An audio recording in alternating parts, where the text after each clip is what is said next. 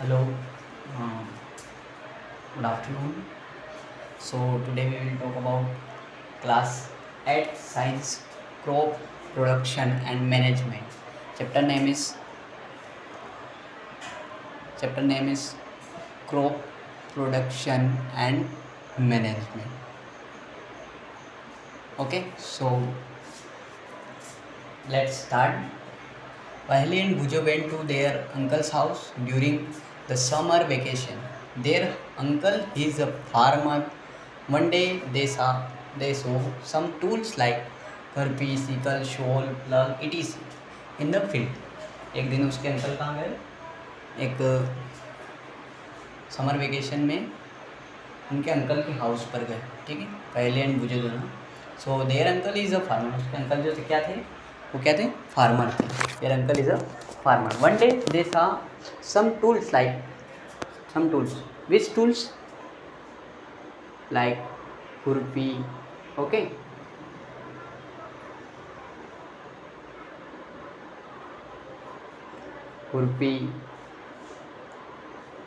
खुरपी, sickle, shovel, plough, etc.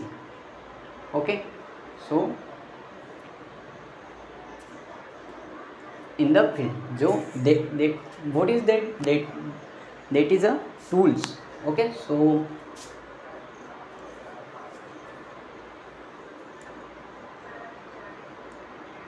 I wanted to where and how we use these tools. I wanted to know where and how we use these tools. क्या आप जानते हैं कि ये tools जो अपन कहाँ यूज़ करते हैं? क्या आप बता सकते हैं? Okay.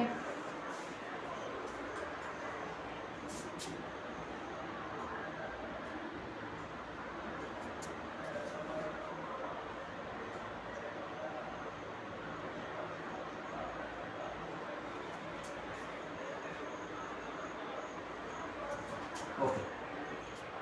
So you have learned that all living organism require food. ये आप जानते हैं कि सभी जो लिविंग ऑर्गेनिज्म है उनको क्या चाहिए? फूड चाहिए. क्या चाहिए? फूड चाहिए. ओके. फूड चाहिए, है ना.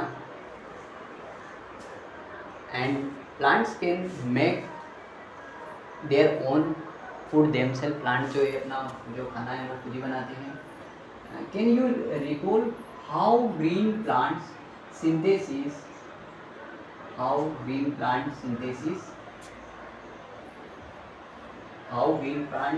their own food. जो ग्रीन प्लांट्स है वो अपना खाना जो फोटोसिंथेसिस के द्वारा बनाते हैं. And animal including human can not make their own food. Animal और ह्यूमन जो है ये अपना जो है खाना खुद नहीं बना पाते. So where do animals get their food? तो एनिमल को कहाँ से खाना मिलता है? ठीक है.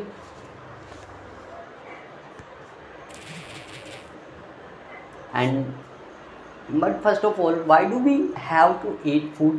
Why do we have to eat food? For energy. So you already know that energy from the food is utilized by organism for carrying out their various body functions such as digestion, respiration and excretion. Digestion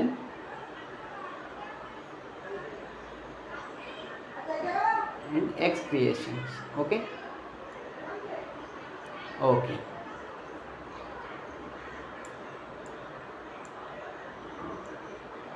Okay.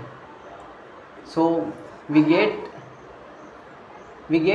our food from plants and animal or both. हमें जो हमारा खाना है plants, food, animal दोनों से मिलता है. Okay. Since we all need food, क्या हमें सबको फूड की ज़रूरत पड़ती है? How can we provide food to a large number of people in our country? इतने सारे लोग हैं, सबको खाना कैसे मिलता होगा? ठीक है. तो इन सब के लिए अपने पास क्या है? एक व्यवस्था है, एक सिस्टम है. So food has to be produce on a large scale, जिसमें बहुत सारा फूड जो है वहाँ पर क्या होता है? बनता है या अपन ग्रो करवाते हैं, ठीक है। तो ये सभी जानते हैं आप, okay. In order to provide food a large population, regular production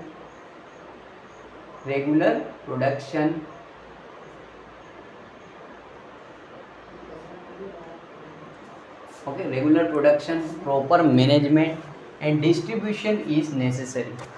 इतने सारे लोगों को खाना देने के लिए आपको क्या करना पड़ेगा, रेगुलर प्रोडक्शन, रोज़ अपन को ग्रो करवाना पड़ेगा, प्रॉपर मैनेजमेंट प्रॉपर होना चाहिए, और डिस्ट्रीब्यूशन इज़ नेसेसरी, और इन सबको फिर बांटना भी बहुत ज़रूरी है। तो पहला टॉपिक क्या आया था आपने यहाँ पर देखिए, agricultural practice. So agricultural practice में देखिए, till 100 BC people were nomadic, they were wandering in groups from place to place in search of food and shelter.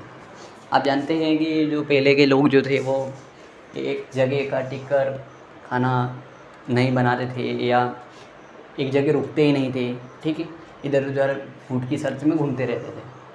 तो क्या होता है कि ये उस समय इधर उधर घूमते रहते थे। दे एट रो फ्रूट्स, वो कच्चा जो फ्रूट होता है वो खाते थे, एंड वेजिटेबल्स, कच्चे फल और सब्जियां खाते थे। And started hunting animals for food, और उन्होंने फिर जो एनिमल को हंट करना स्टार्ट किया। Later they could cultivated land and produce rice, wheat and other food crops, thus was born agriculture.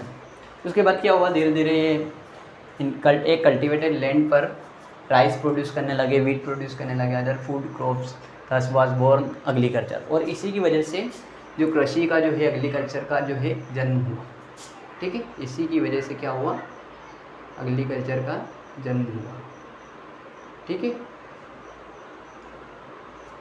ठीक है।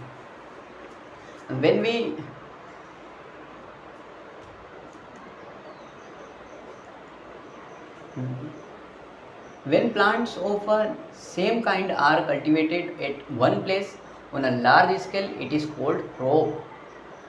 क्या है आपके यहाँ पर देख लीजिए आप, when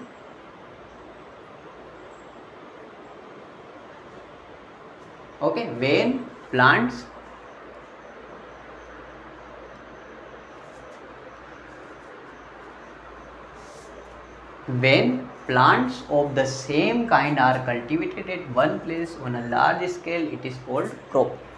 जब एक ही तरीके का जो फूड है या जो प्लांट है वो एक ही जगह पर एक कल्टिवेटेड एरिया में उगाए जाते हैं, ग्रो करवाए जाते हैं, तो उसको अपन क्या बोलेंगे, लार्ज स्केल, मतलब बहुत ज़्यादा पैमाने पर, तो उसको क्रॉप बोलेंगे।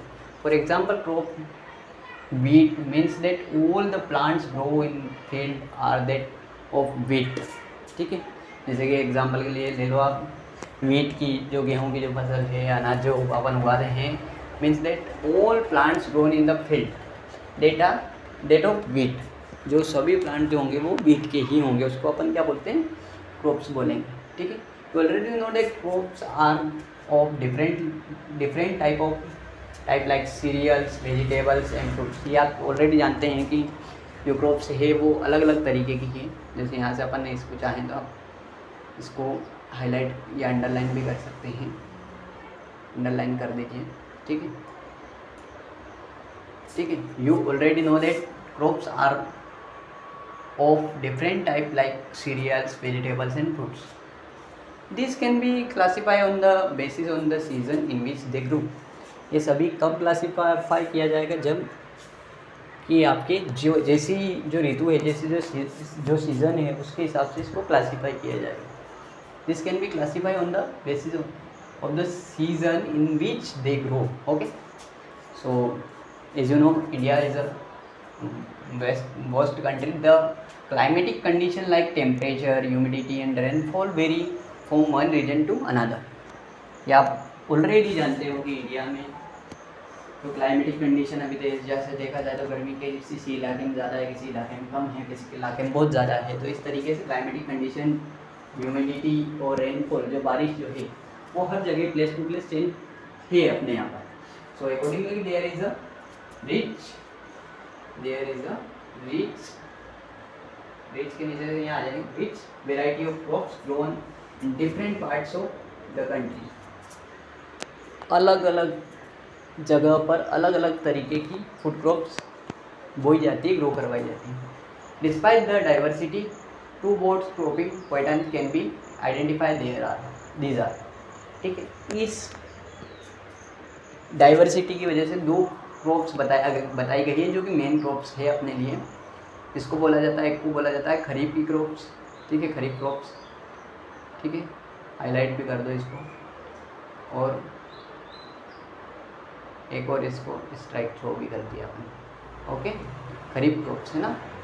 The crops which are shown in the rainy season are called kharif crops. जब जैसे अभी बारिश का टाइम है तो अभी इस समय में जो भी फसलें उगाई जाएगी वो सारी खरीफ की फसलें होगी, खरीफ क्रॉप्स होगी। The rainy season in the India generally from June to September. और रेनी सीजन कब होता है? अभी जून का महीना चल रहा है, जून से सितंबर तक रेनी सीजन होता है। इसमें आपके जो फसल उगाई जाने वाली जो फसल है इसमें एक तो आप क्या क्या आपको अंडरलाइन करना रहेगा। एक तो अंडरलाइन करिए आप, एक तो रेनी सीजन,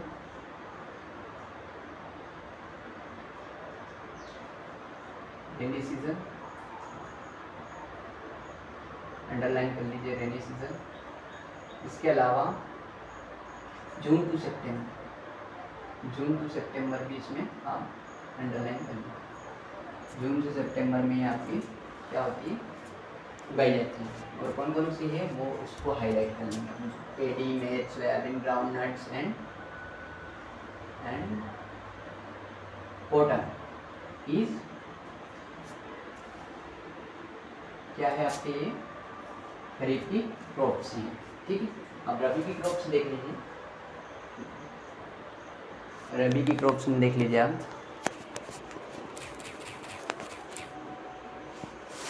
रबी की क्रॉप्स है ना, इसको भी हाईलाइट कर लेते हैं भाई, अपन पढ़ रहे हैं रबी की crops. Okay, the crops grown in the winter season October to March. ये वाला इसमें है, अंडरलाइन कर लेंगे अपन। अक्टूबर टू मार्च में ये जो है रबी की क्रॉप जो है आपकी बोई जाती है, जिसको रबी की क्रॉप कहते हैं। Example of rabi crops are wheat. यहाँ से इसको हाईलाइट कर लेंगे।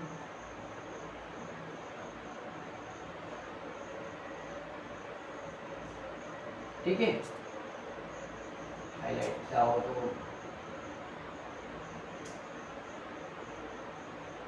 हाईलाइट कर दो। ठीक है, ठीक है, क्या आएगी देखना। Wheat, gram, pea, mustard and linseeds जो है आपके रबी की क्रॉप्स है। ठीक है, आगे देखते हैं। Beside these pulses and vegetables are grown during summer at many places. और इन सब को छोड़ते हुए जो जायद फसलें जो कहलाती है समर की टाइम पे बोई जाती है, उनमें पल्सेस और वेजिटेबल्स अपन ले सकते हैं। ठीक है, कुछ basic practice of crop production का टॉपिक है यहाँ पर। ठीक है, तो इस टॉपिक को ले लेते हैं आप। ठीक है, ये वाला टॉपिक देखते हैं।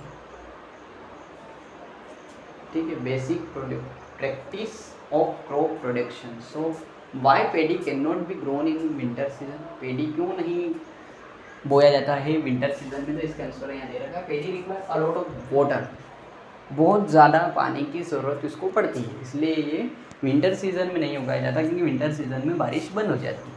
तो ये कब उगाया जाता है? रेनी सीजन में। इसलिए इसको क्या बोलेंगे? रेनी सीजन में कौन सी क्रॉप उगाई जाती है? खरीफ की क्रॉप। ओके, आगे देखिए, यहाँ पे दे रखा है रेनी सीजन वाला।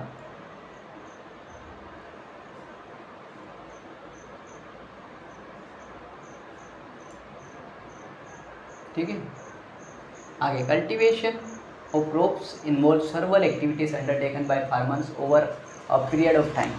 कल्टीवेशन करना कोई छोटी मोटी बात नहीं है। जो किसान लोग करते हैं कल्टीवेशन, तो वो एक बहुत बड़ी बात है, और एक पीरियड ऑफ टाइम होता है इसका कल्टीवेशन का भी। So you may find that these activities are similar to those carried out by a gardener or even by you and when you grown ornamental plants in your house। जब आप कभी जो plants लाते हैं market से वो भी यहाँ पे उगाते हैं। सो दिस एक्टिविटी और task are referred to as agricultural practice.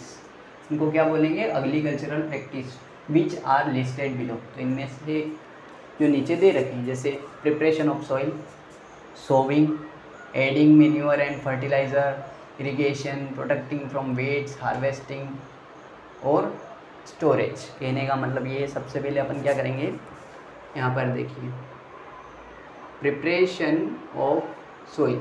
सबसे पहले अपन क्या करते हैं, प्रिपरेशन, सोइल को प्रिपेयर करते हैं, उसको हम जो हाँकते जोतते जो भी करते हैं वो, ठीक है। उसके बाद उसमें बीज बोते हैं। सेकंड स्टेप क्या रहेगी? बीज बोने की। सेकंड स्टेप क्या रहती है? बीज बोने की, ठीक है। फिर इसमें बीज बोया अपन ने, फिर उसके बाद उसमें adding fertiliser, manure and fertiliser. फिर उसमें आप चाहें तो मेन्योर फर्टिलाइज़र जो खाद वगैरह वो डालते ही अपन, ठीक है। उर्वरक, खाद उर्वरक डालते हैं। फिर उसकी सिंचाई करते हैं अपन, क्या करते हैं? सिंचाई करते हैं। फिर प्रोटेक्टिंग फ्रॉम वेट्स, जो ये फसल ख़राब करने वाले आते हैं, खरपतवार जो होते हैं, उनको अपन उनसे प्रोटेक्ट करते हैं उसको, ठीक है। उसके बाद उसको फिर हार्वेस्ट कर लिया जाता है जब वो काम के लायक हो जाती है। और लास्ट में उसका क्या होता है, अपने स्टोरेज, यानी उसका भंडारण करते हैं लास्ट में।